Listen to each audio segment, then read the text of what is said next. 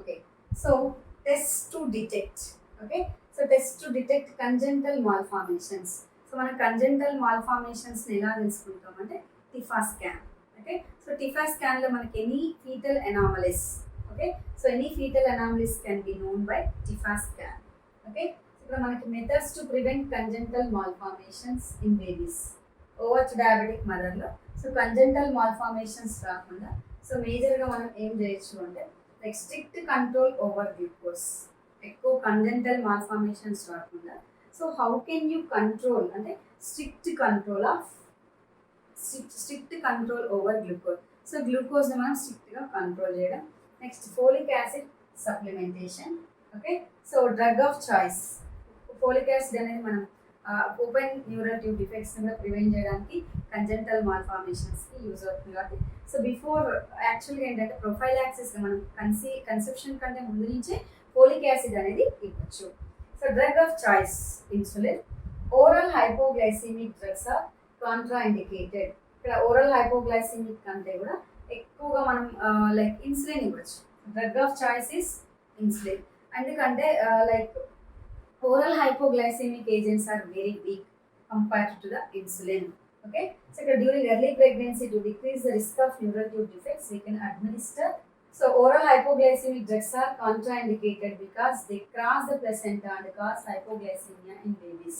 Okay, ఈ oral hypoglycemic agents ఎందుకు ఇవ్వద్దు అంటే ఇది కూడా important. So oral hypoglycemic drugs are contraindicated in early pregnancy. Okay, so because it will cross the placenta and leads hypoglycemia in the babies. Okay, so management. So how can you manage? Okay, management preferably should begin before pregnancy. Okay, so before pregnancy kante munde manaki management anedi and include specific goals especially. So what are they? To minimize early pregnancy loss.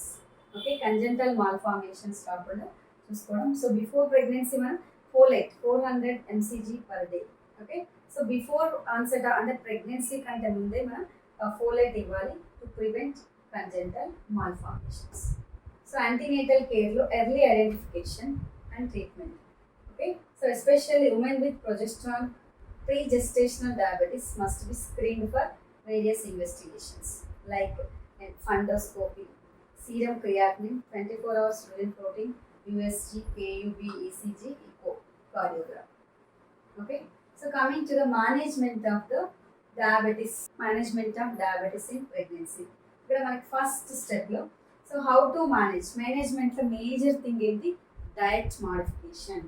Okay, diet is very very important aspect.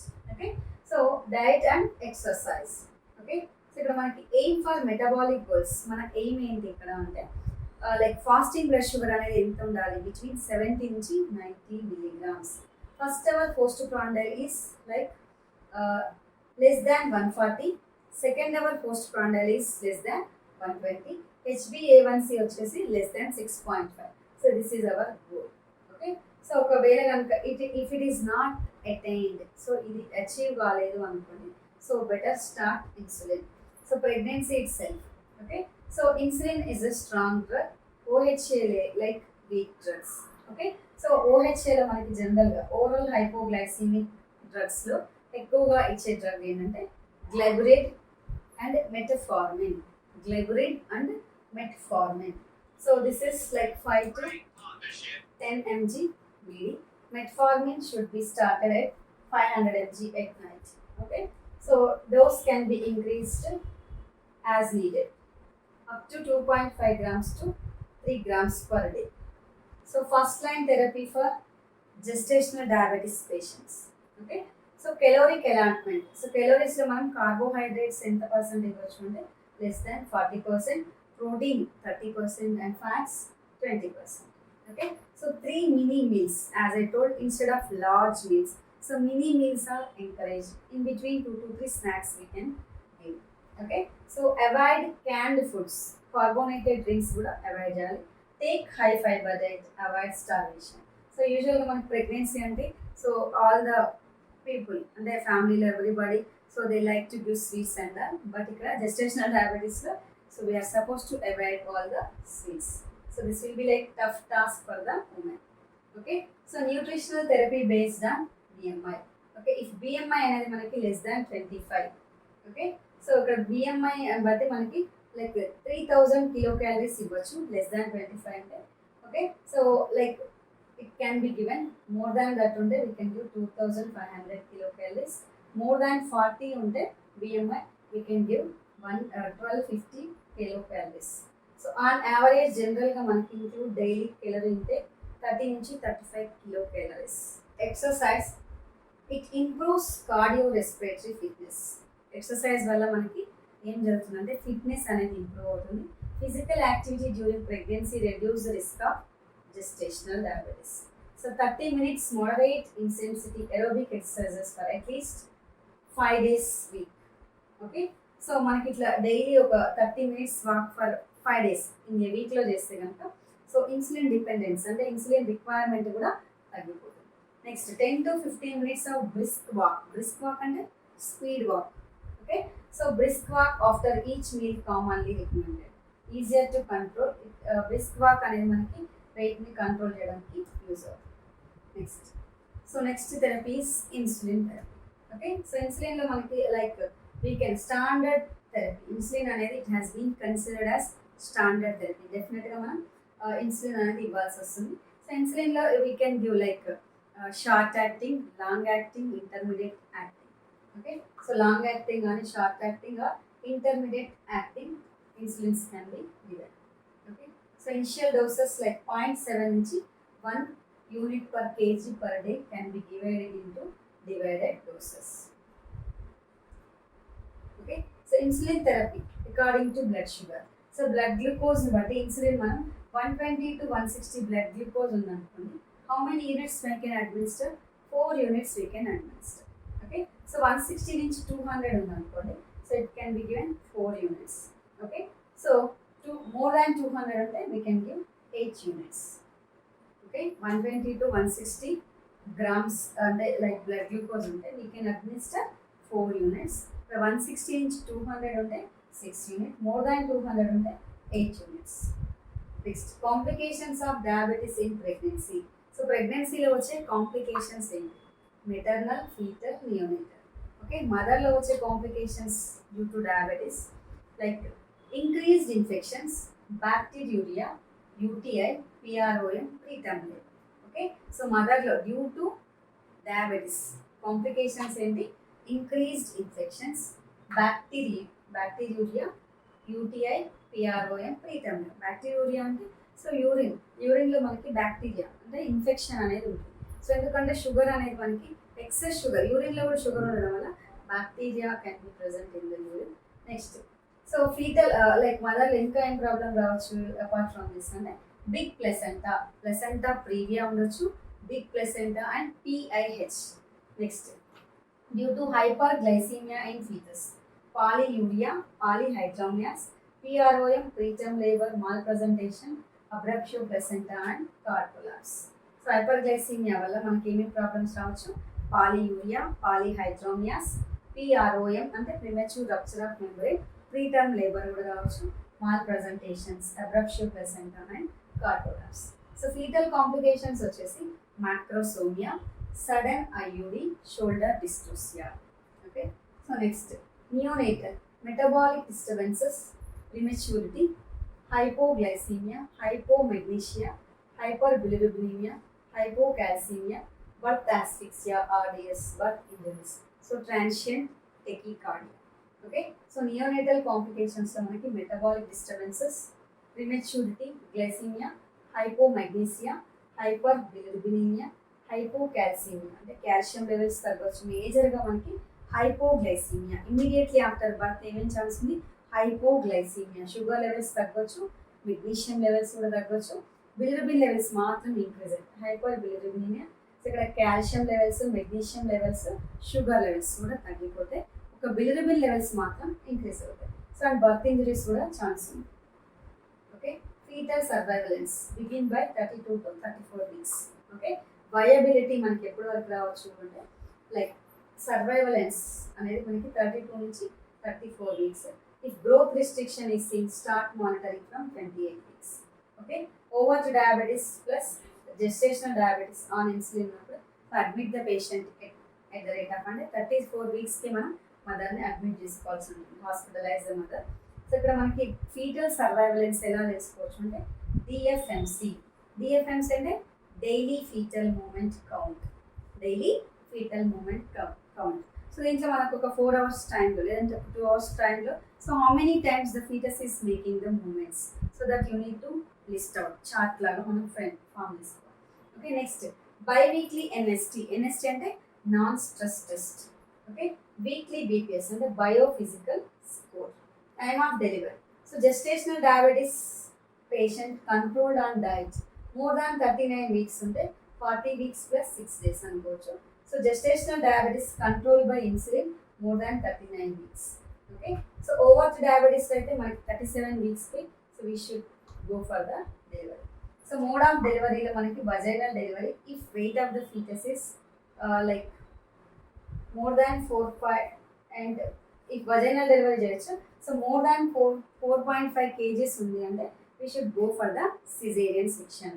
Okay, so weight అనేది మనకి less than 4.5 ఉంటే we can go for the vaginal delivery. So more than 4.5 kg ఉంటే we should go for the caesarean section. So even 4.5 అయినా కూడా it is not easy task. So కొన్నిసార్లు మనకి shoulder డిస్టోసియా ఉండొచ్చు. Okay, so precautions while conducting the labour. So consent should be taken. Instrumentation and emergency section if needed. So ఎందుకంటే ఇక్కడ big baby కాబట్టి డెఫినెట్గా complications ఉండొచ్చు. You need to take the consent from the parents. Okay, so monitor vitals, fluid intake and output chart. So urine ketones and blood sugar levels should be monitored. Fetal heart rate should be monitored. Pathogram అనేది should be maintained. Instrumental delivery అంటే ఎందుకంటే ఇక్కడ big baby ఉంది కాబట్టి so usually should keep ready instruments. అంటే what instruments? Forceps. Okay, so forceps delivery ఒకవేళ requirement ఉండొచ్చు. Keep the things ready and you explain, ముందే వాళ్ళకి ఎక్స్ప్లెయిన్ చేసి చెప్పాలి సిచ్యువేషన్. అంటే సో ఇక్కడ బిగ్ బేబీ ఉంది కాబట్టి నార్మల్ డెలివరీ అవ్వచ్చు, ఇన్స్ట్రుమెంటేషనల్ డెలివరీ, ఇన్స్ట్రుమెంటల్ డెలివరీ అవ్వచ్చు. ఇన్ కేస్ ఈవెన్ సిజేరియన్ కూడా మనం వెళ్ళాల్సిన సిచ్యువేషన్ ఉంటుంది. So all the things you need to explain. Okay, so like instrumental delivery if needed should be undertaken with care. Traumatic and atonic PPH should be watched. So కొన్నిసార్లు మనకి PPH వచ్చే chance ఉంది కాబట్టి you have to monitor. Usual dose like insulin management during labor. So during the labor usual dose of intermediate acting insulin should be given at bedtime. So morning dose of insulin withheld. Okay, first morning dose మనం withheld ఇవ్వాలి ఎందుకంటే foetal hypoglycaemia వచ్చే chance ఉంది కాబట్టి. Intravenous infusion of NS should be started. Once active labour begin అయిన తర్వాత glucose levels should be decrease less than 70. The infusion change from saline 5% dextrose and delivered at rate of 100 to 1. ఇక్కడ స్లోగా మనం 5% dextrose start చేయాలి. So glucose levels are checked hourly and regular short acting insulin is administered by IV infusion at rate of 1.25 units per hour. Okay, so 1.25 units per hour if the blood glucose levels exceeded more than 100. Intrapartum monitoring according to Ministry of Health and Family Welfare. Okay, ఇక్కడ blood sugar level అనేది 90 నుంచి 120 milligrams per deciliter ఉంటే so insulin amount అనేది మనం 0 ఇవ్వదు. Rate of NS infusion ఇక్కడ 100 ml per hour. ఇక్కడ 120 to 140 ఉంటే 4 units ఇవ్వచ్చు. 100 ml NS 16 drops ఇవ్వచ్చు. 140 to 180 ఉంటే 6 units. 100 ml per 1 hour 16 drops ఇవ్వచ్చు. సో మోర్ దాన్ 180 milligrams ఉంటే 8 units. ఓకే, ఇక్కడ 120 to 144, 140 to 186, మోర్ దాన్ 180 ఉంటే 8 units of insulin we need to give. ఇక్కడ NS మాత్రం 100 ml ఇవ్వాలి. 16 drops per minute లాగా ఫ్లో పెట్టాలి.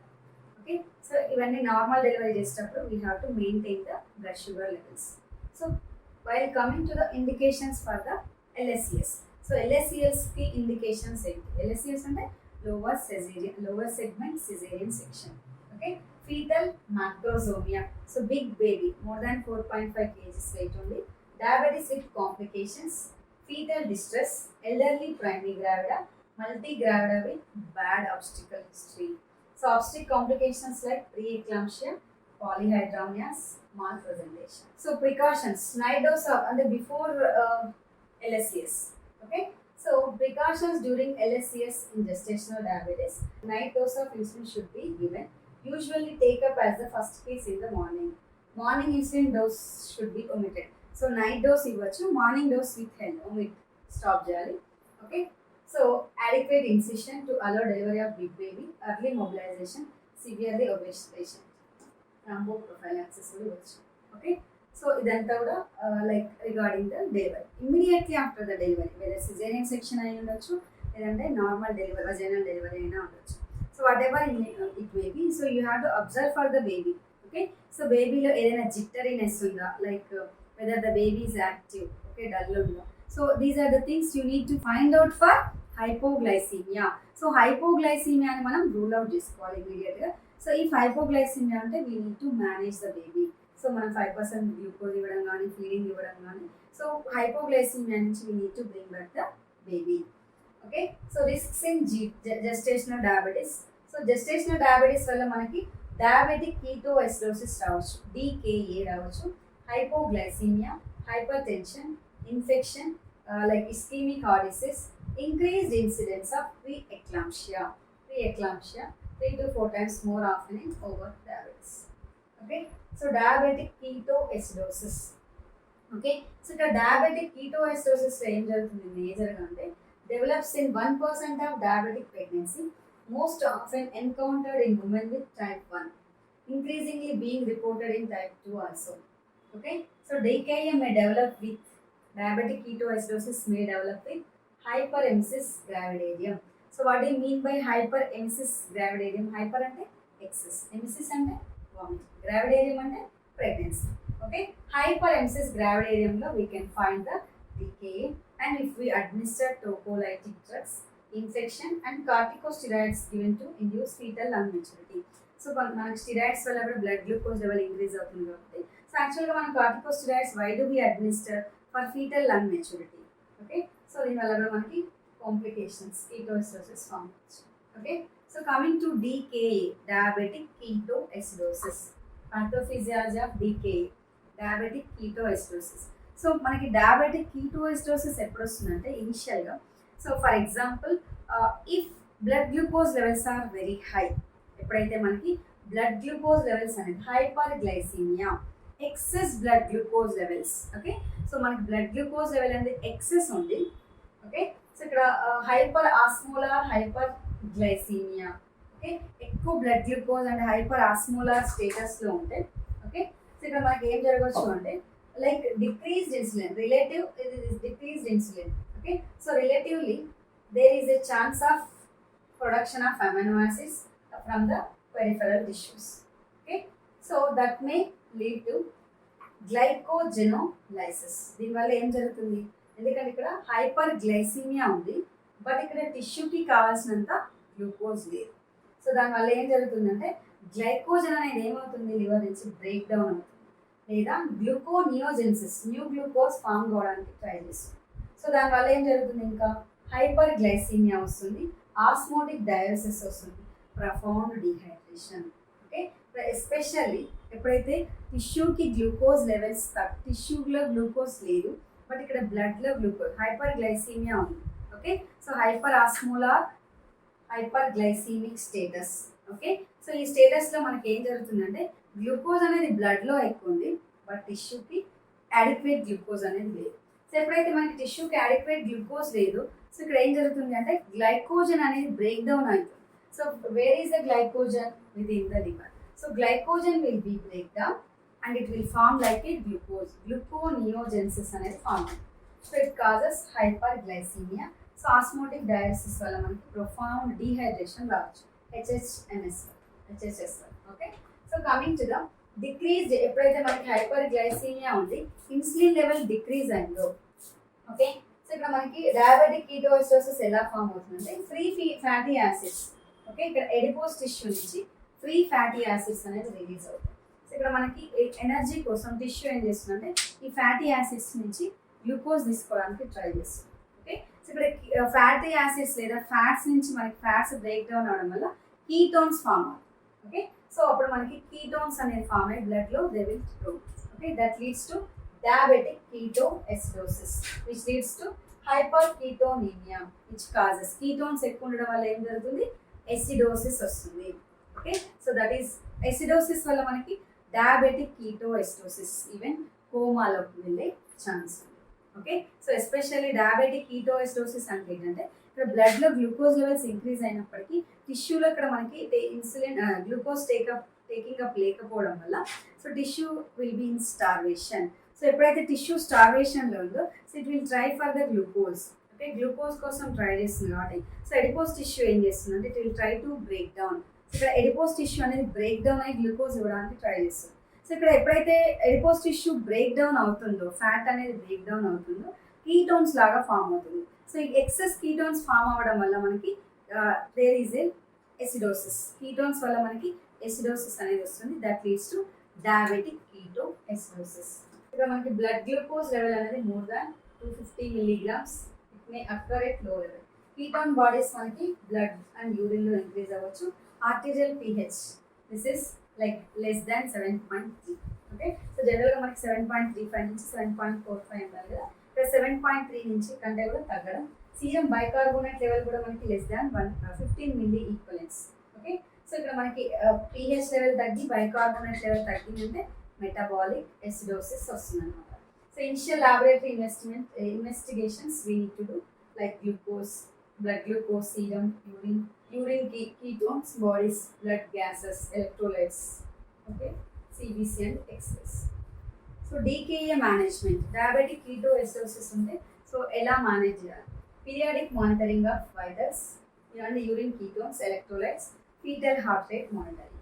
So fluid replacement like NS and RL ఇవ్వచ్చు. Total replacement in first 12 hours is 4 to 6 liters, 1 liter in first hour. Next 500 to 1000 ml per hour for 2 to 4 hours. Okay, so next 250 ml per hour until 80% replacement. Hypokalemia usually manaki it occurs with DKA. So diabetic ketoacidosis is very very important. Hypokalemia and potassium levels goes down. Okay, so generally occurs with DKA. It is less than 4 milli equivalents per liter. So 30 milli equivalents per hour KCl must be given. ఇక్కడ మన potassium chloride we have to administer. Hypokalemia ని treat చేయడానికి కోసం quart క్లోర్ ఇవ్వాలి. Potassium chloride we have to administer. Insulin low dose IV 0.2 to 0.4 units per kg body weight ఇవ్వాలి. Bicarbonates కూడా మనం need to administer. If ఒకవేళ pH అనేది 6.8 కంటే తగ్గింది. Next contraception. So that is about management of DKA. Now contraception అంటే so barrier methods అనమాట. In gestational diabetes ఉన్నప్పుడు barrier methods especially ideal spacing for birth. Okay, so barrier method అనేది అన్నిట్లో కూడా ideal. Low dose combined oral pills are effective and have got minimal effect on carbohydrate metabolism. So progestin only pill, POP antaru. Progestin only pill may be an alternative. So అది కూడా ఇవ్వచ్చు. IUCDs also can be given, diabetes well controlled. Otherwise IUCDs can predispose to infection. So already over to diabetes ఉన్న వాళ్ళు so మనం IUCD ఇస్తే infection అయ్యే chance ఉంది కాబట్టి so better don't go for that. Permanent sterilisation is considered when family is completed. So when 2 kids only they don't want, so better they can go for the permanent sterilization. Okay, so coming to the summary. So today we have covered regarding the gestational diabetes. Okay, so gestational diabetes is increasing blood glucose levels over 24 to 28 weeks. Okay, so before normal blood glucose levels only, during the pregnancy మాత్రమే glucose levels hike అవుతాయి. So that can be called as gestational diabetes. In gestational diabetes, we can find glycosuria. Maternal insulin cannot cross the placenta. So, if the mother నుంచి insulin cannot cross the placenta, fetus will produce. Okay, so very very important point. Fetus starts producing insulin by 12 weeks. Fetus starts making insulin by 12 weeks. So, ఎప్పటి నుంచి start చేస్తుంది fetus? 12 weeks నుంచి start చేస్తుంది. So, medical nutrition therapy and exercise plays important role. During pregnancy, insulin dose అనేది we have to increase. So abdominal circumference అనేది more than 35 అంటే macrosomia. During vaginal delivery, macrosomia can lead to shoulder dystocia. Especially మనకి macrosomic baby వల్ల dystocia వచ్చే chance ఉంది. So shoulder dystocia is delay in delivery of shoulder more than 1 minute after the delivery of the head. So మనకి head delivery తర్వాత ఒక 1 minute delay అయినా కూడా మనం షోల్డర్ డిస్టోసియా అనొచ్చు. So beta agonists are contraindicated in pregnancy. Tocolytics are choice in diabetic mother. Okay, so nifedipine we can administer. Nifedipine is calcium channel blocking agents. Okay, so all gestational diabetes women must be screened postpartum for type 2 diabetes. Okay, so coming to the conclusion. So gestational diabetes it is a common problem in India. Okay, so not only in India, around the globe ikkada manaki gestational diabetes వచ్చే chance ఉంది. But India కూడా మనకి one of the problem. So ఇండియాలో కూడా మనకి gestational diabetes అనేది become the one of the common problem. So long term follow up for the mother and baby is essential. So best test for assessing the lung maturity of the baby foetus is phosphatidylglycerol. Okay, so మనం to predict chance of congenital malformations in the babies of overt diabetic mother is HbA1c. So DIPSI criteria we can follow in India. ఇండియాలో మనం DIPSI criteria అనేది follow అవ్వచ్చు. So drug of choice ఏంటి? Insulin. So if the weight of the foetus more than 4.5 kgs we should go for the cesarean section. Okay, so what is DIPSI criteria? So DIPSI criteria ప్రకారం so no need of being fasting before the test. ఎవరైతే who arrives at antenatal visit. So ఎవరైతే antenatal విజిట్కి వస్తారో so for all the antenatal mothers between 24 to 28 వీక్స్లో వచ్చిన వాళ్ళకి so we can do this OGTT test. 75 grams of glucose we have to administer and we have to check for the blood samples. Okay, so that is about DIPSI criteria and overall gestational diabetes. So this is for today. So actually I thought of question paper. Okay, so tomorrow also we'll have the class by 5:30. So we'll explain the papers tomorrow. So this is for today. Hope you understood.